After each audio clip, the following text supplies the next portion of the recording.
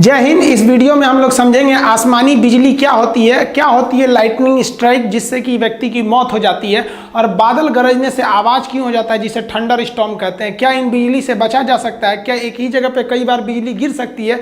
क्या इसे हम स्टोर कर सकते हैं? तो समझिए। देखिए, बिजली में सबसे पहला एक चीज़ आता है कि इसमें हमको साउंड बाद में सुनाई देता है, आवाज़ पहले दिख जाती है। तो इसका तो नॉर्मल रीज़न है, आवाज़ की जो गति होती है वो बहुत धीमी होती है, इसलिए आवाज़ बाद में आता है। तो स्पीड तेज होने की वजह से लाइट पहले आ जाता है और साउंड बाद में आती है। गर्मी में पानी जो होता है भाप बनकर ऊपर उठ जाता है, और भाप बनकर जब ऊपर उठता है तो ऊंचाई पर जाने पर प्रत्येक 165 मीटर की ऊंचाई पर जाने पर टेम्परेचर में 1 डिग्री सेल्सियस की कमी आ जाती है। ये कमी क्यों आती है आपको ज्योग्राफी में बताएंगे। और ये जब ऊपर जाते हैं तो ये बर्फ के छोटे छोटे टुकड़े का रूप ले लेते हैं, जिसमें आप लोग कई बार देखते होंगे आसमान से बर्फ गिरता है।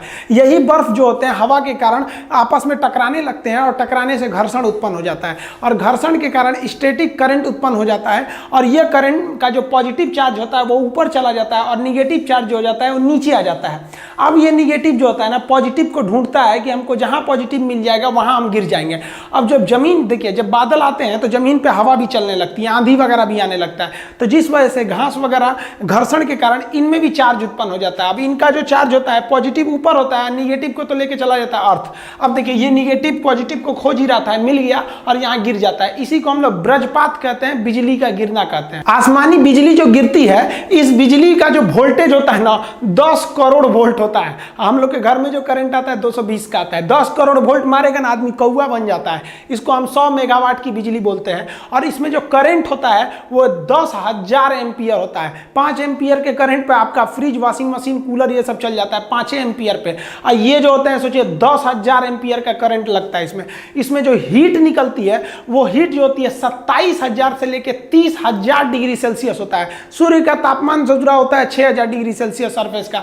अब बताइए, ये इतना भयानक टेम्परेचर होता है, और लेकिन इसमें सबसे बड़ी बात यही होती है इसकी टाइमिंग बहुत कम होती है, 0.0005 सेकेंड। ये मिली सेकेंड में होता है, इतना कम समय के लिए होता है कि ये ज्यादा खतरा नहीं उत्पन्न कर सकता है। अब समझते हैं इसमें आवाज क्यों आती है। देखिए, जो लाइटनिंग होती है, ये बिजली होता है, इसका टेम्परेचर तो 27,000 यानी लगभग 30,000 डिग्री सेल्सियस होता है। और हवा में जो बारिश की बूंदे होती हैं वो तो ठंडा होता है, तो ठंडे के पास गर्म चीज को ले जाएंगे तो बहुत तेज आवाज करता है। जैसे गर्म रॉड को पानी में डालिएगा तो बहुत तेज आवाज करेगा। आप इसको किचन में देखते होंगे, तड़का लगाया जाता है ना, जब सब्जी उब्जी को छौंका जाता है तो तेल एकदम गर्म रहता है, और उसमें आप सब्जी डालेंगे तो हल्ला करने लगता है, ये पगला ही का एक डाला है जी, हम गर्म में ठंडा क्यों मिला रहा है, वही आवाज आने लगता है। तो यही जो होता है, बिजली जो होता है उसका टेम्परेचर इतना तेज होता है कि वायुमंडल की हवाएं जो होती हैं वो क्या होती है, दूर हटने के प्रयास करती है। क्योंकि जब गर्मी आता है तो गर्मी के कारण हवाएं दूर होती हैं। इसका टेम्परेचर इतना तेज होता है कि वहां पे जो हवा के पास जो नमी वगैरह रहती है उससे उसको वाष्प बना के उसको बहुत तेजी से हटाता है, जिस वजह से एक आवाज उत्पन्न हो जाती है। आसमान से गिरने वाली बिजली से बचने के लिए बेंजामिन फ्रैंकलिन नामक वैज्ञानिक ने एक लाइटनिंग कंडक्टर या लाइटनिंग रॉड का निर्माण किया था, जिसे हम तड़ी चालक कहते हैं। यह कॉपर का बना होता है। यह क्या करता है, इसको हम लोग घर के ऊपर लगा देते हैं, और इसे वायर के द्वारा, यहाँ आप देख रहे होंगे यहाँ मोटा वायर लगाया गया है, इस मोटे वायर के द्वारा इसे हम लोग अर्थ यानी ग्राउंड में कर देते हैं। जो ग्राउंड होता है वो एक चार्ज सिंक होता है, यानी इसमें कितना भी हाई वोल्टेज का करंट दे दीजिएगा पृथ्वी को, वो खींच के अंदर लेके चला जाता है। तो ये केवल इसको टांग देने से नहीं होता है, इसके साथ साथ इसके अंदर हम लोग को ग्राउंड भी करना रहता है। टावर में भी देखेंगे ऊपर ये जो होता है तड़ी चालक होता है, लाइटनिंग रॉड, और इसको वायरिंग द्वारा नीचे ले जाया जाता है। तड़ी चालक कॉपर का बना होता है। इसमें होता क्या है कि बेंजामिन फ्रैंकलिन ने कहा कि आप जो करंट आ रहा है उसको जल्दी से जल्दी ग्राउंड पे भेजिए। अगर वो ग्राउंड पे चला जाएगा ना तो कोई दिक्कत नहीं है, आप बगल में भी खड़े रहेंगे तो कुछ खास प्रॉब्लम नहीं होगा, लेकिन उसको तेजी से भेजना बहुत जरूरी है, नहीं तो आपके लिए घातक हो जाएगा।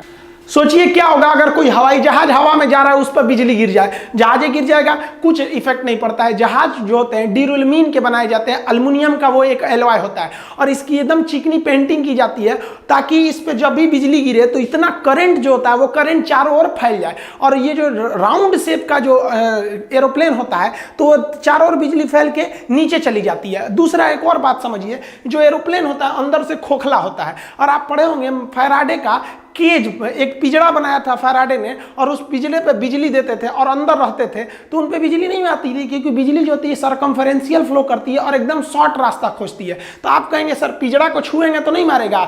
देखिए यहाँ पिंजड़ा को टच भी कर दीजिएगा ना तो हाई वोल्टेज का करंट भी नहीं मारेगा। क्यों? क्योंकि ये पिंजड़ा बहुत ही बढ़िया कंडक्टर से बना हुआ है, जितनी बिजली मिल रही है उसे फटाक से ये ग्राउंड में भेज दे रहा है। आप छुइएगा तो आपके लिए कुछ छोड़ ही नहीं रहा है। तो ये जो हवाई जहाज होता है एक पिंजड़ा का काम करता है, हम अंदर सेफ बैठे रहते हैं क्योंकि करंट सरकमफेरेंशियल बाहर बाहर फ्लो करके और नीचे चला जाता है। इसीलिए कहा जाता है कि जब बिजली तड़कती है तो सबसे सुरक्षित जगह आपके लिए कोई कार होता है, कार के अंदर घुस के बैठ जाइए, कार वही फैराडे के पिंजड़े के समान काम करता है। जब भी बिजली गिरती है तो वो जल्दी से जल्दी किसी कंडक्टर को खोजती है। यहां आपको कुछ सावधानियां बरतने की जरूरत है। हम बता देते हैं कहां कहां ज्यादा बिजली गिरने की संभावना होती है। जैसे बिजली तड़कता है तो आपका मोबाइल जो होता है टावर से कनेक्ट रहता है, इसलिए बिजली मोबाइल की ओर तेजी से भागता है। देख रहे हैं ईश्वरी बतिया रही है, पता नहीं कहां, खूब मन से बतिया रही है। यह है ना, अभी थी हो जाएगी, जैसे बिजली गिरेगा थी। तो इसलिए जब बिजली गिरे ना तो नहीं कि छत पे बतिया, हाँ खाना खा ली, ये सब नौटंकी नहीं, अंदर रहना चाहिए, गिर जाएगा तो थे हो जाएंगे आप। पेड़ वगैरह के पास भी बिजली ज्यादा गिरती है। अब लोग कहते हैं दुधारू पेड़ के पास बिजली ज्यादा गिरती है। देखिए दुधारू पेड़ जिसमें दूध वगैरह होता है, जैसे बरगद को ऐसे मारिए तो हल्का हल्का दूध निकलने लगता है उसमें लिक्विड, तो दुधारू पेड़ से मतलब नहीं है। देखिए दुधारू पेड़ जो होते हैं ना उसमें ज्यादा भीगा होता है, वो जो भीगा वो ज्यादा होता है, इसलिए वो ग्राउंड से ज्यादा जुड़े रहते हैं। अब जो बिजली आ रही है वो ग्राउंड पे जाना चाहती है, उससे पहले ही आपको 20 फीट ऊपर पेड़ मिल जाएगा, कहेगा इधर से चलो ना। इसलिए बिजली गिरते समय या बारिश के समय पेड़ के नीचे नहीं रहना जाता है।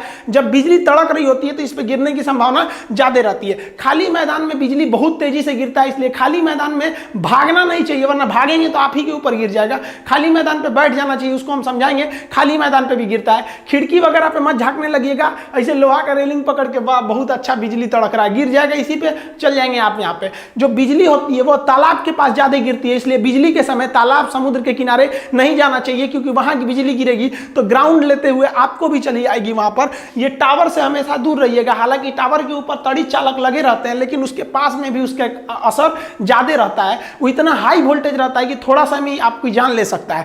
आपको एक और गलती नहीं करना है, जब बिजली तड़क रही होती है तो लोग छाता लगा लेते हैं। छाता का जो रॉड होता है, आप रॉड को पकड़े रहते हैं, आप जमीन पर रहते हैं तो जमीन से ये रॉड जो होता है ना ग्राउंड हो गया रहता है, और ये छाता को पकड़ के मार देता है करंट, बहुत तेज बिजली गिर जाती है। देखिए ये बकलोलिया पता नहीं किसका इंतजार कर रही है छाता लगा के, अभी जाएगी हो धड़ाम से गिरेगा चल जाएगी। देखिए ज्यादातर जो बिजली गिरता है हर साल इंडिया में लगभग 2500 लोग बिजली गिरने से मरते हैं, लेकिन ज्यादातर बिजली डायरेक्ट आदमी के ऊपर नहीं गिरता है, ये स्टेप पोटेंशियल द्वारा गिरता है। हम आपको अभी जस्ट पहले जो वीडियो बनाए थे जिसमें बताए थे बिजली घर तक कैसे पहुंचती है, उसमें स्टेप पोटेंशियल बताए थे कि कहीं करंट गिर जाता है ना तो आसपास के एरिया में वो करंट फैला देता है। तो ये जो स्टेप पोटेंशियल हो जाता है ना, जैसे इस पेड़ पे बिजली गिरी, अब ये राउंड वाला एरिया देख रहे हैं ना, यहां तक इसका एरिया है, तो आप इस पेड़ से दूर में भी रहेंगे ना तो बिजली गिरेगा पेड़ पर, लेकिन आप उसके स्टेप पोटेंशियल के एरिया में आ गए हैं, आपको मार देगा। तो ज्यादातर जो बिजली गिरती है वो स्टेप पोटेंशियल के कारण ही मारती है, और ये डायरेक्ट से भी ज्यादा खतरनाक होती है, इससे ही ज्यादा लोग मरते हैं। एकदम टिप के आदमी को खोपड़िया पे नहीं गिरता, अगल बगल में गिरता है, उसके रेंज में आ जाने से आदमी की